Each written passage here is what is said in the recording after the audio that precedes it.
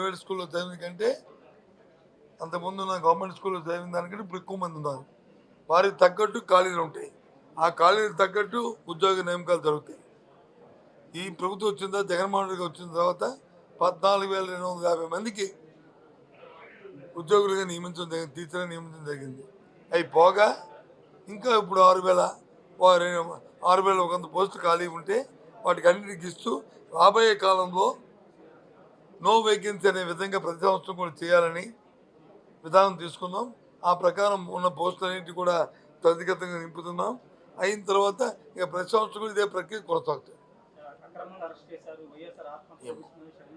నాకేమి నాకు ఆ విషయం తెలియదు. ప్రభుత్వం ఏది కూడా తొందరపాటుతోనో దురుద్దేశంతోనో జులుంతోనో చేయదు. ఇది ప్రజాస్వామ్యంగా బద్ధంగా ఉండాలని కోరుకుంటున్న ప్రభుత్వం కాబట్టి ఆ ప్రజాస్వామ్యబద్ధంగానే మేము మా తాలూ ప్రక్రియ కానీ మా అధికారులకి ఇచ్చిన ఆదేశాలు కానీ మేము కానీ ఉంటాం తప్ప అది అతిక్రమించాం మేము. అది ఎవరైనా దాన్ని అతిక్రమిస్తే చట్టం అది చేసుకెళ్తుంటుంది, మాకు సంబంధం. ఓకే సార్, నాకు తెలియదు. మన ప్రతిపక్ష పార్టీ ఖాళీ కూర్చుంటారా సార్? ఖాళీ కూర్చుంటారా? ఎక్కడో పెట్టుకోవాలి కదా, ఏదో సపరేట్ పెట్టుకోనియండి, తప్పే ఉంది. అది రాజకీయ పార్టీలు వాళ్ళేం సాధువులా ఋషుల తపస్సు చేసుకుని ఇంట్లో కూర్చోడానికి? రాజకీయ పార్టీ ఉన్నప్పుడు మరి సభలు సమావేశాలు పెట్టుకొని ఏదోలాగా మరి అది కూడా ఎప్పుడు చేస్తారు? మా సైడ్ అయితే మా ఉత్తరాంధ్ర ప్రాంతం అయితే సంక్రాంతి వచ్చింది అనుకోండి, కొంతమంది వ్యవసాయాలు వేసుకొస్తారు. అలాగే వీళ్ళకి పండుగ చేసింది, ఇదో పండుగ.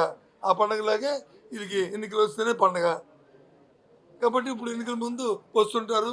వాళ్ళకి తగ్గట్టు వాళ్ళ భాషలు వాళ్ళ తాలూకు అహంభావాలు వాళ్ళకున్న భాషని అందరికీ ప్రజల ముందు ప్రదర్శిస్తారు. నేను కాదన్నా రాజకీయ పార్టీలకి అని చెప్పాను. ఒక ప్రతిపక్షం ఏంటి తప్పు ఏంటి తప్పు అయితే అధికారంలో మేము ఉన్నప్పుడు మేము సంవత్సరం పొడుగుతా మేము ప్రజలతో మమేకం ఉంటాం కాబట్టి వెళ్తుంటాం కాబట్టి మేము వెళ్తుంటాం. ప్రతిపక్షాలకి ఏముంటాయి? ఎన్నికలప్పుడు తప్ప ఉట్టప్పుడు పని ఉండదు. దానికి దీనికి పని ఎప్పుడు ఉంటుంది? ప్రభుత్వాలు విఫలమైతే ఉంటుంది. మేము ప్రభుత్వం మాది విఫలమైన ప్రభుత్వం కాదు, మాది సక్సెస్ఫుల్ ప్రభుత్వం. మాది ఈ రాష్ట్ర ప్రజలందరూ కూడా అందరూ ఆమోగ్యమైన ప్రభుత్వం మాది. అందరికీ ఏ అవసరం వచ్చినా దాన్ని సంక్షేమకి అభివృద్ధికి మారుపేరుగా జరుగుతున్న 5 సంవత్సరాలు 4 సంవత్సరాలు 10 నెలల కాలంలో మా పరిపాలన విధానం అది. సో కాబట్టి వాళ్ళకి పని లేకుండా పోయింది 4 సంవత్సరాలు 10 నెలలు. ఇప్పుడు 2 నెలలైనా పోతే వాళ్ళు వేషం వేసుకొని మేకప్ వేసుకొని రాకుండా ఉండమంటే ఎలాగవుతుందండి? ధర్మం అది? చెప్పండి. సరే అది పని ఎవరు కానివ్వండి, తప్పేముంది?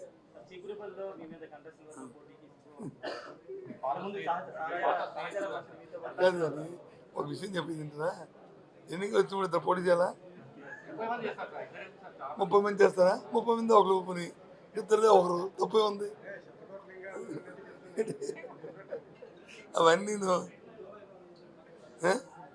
అవి వాళ్ళు ఎందుకు కానీ నా మీద ఎవరు పోటీ చేయాలి కదా. నేను వైఎస్ఆర్సీ పార్టీ తరఫున పోటీ చేస్తాను. నా మీద ప్రతిపక్షంలో ఏ పార్టీలు ఉంటే ఆ పార్టీలో పోటీ చేయాలి. అది XYZ. సరే అది ప్రతిసారి అయింది, ఈసారి తప్పుతుంది ఎటువంటి మరండి. నేను బ్రేక్ చేయను, ఆయనకి బ్రేక్ చేసుకుంటాడు. ఓకేనా? అదేదో ఆయన అడగండి. ఓకే, ఉంటాను. Bye, see you.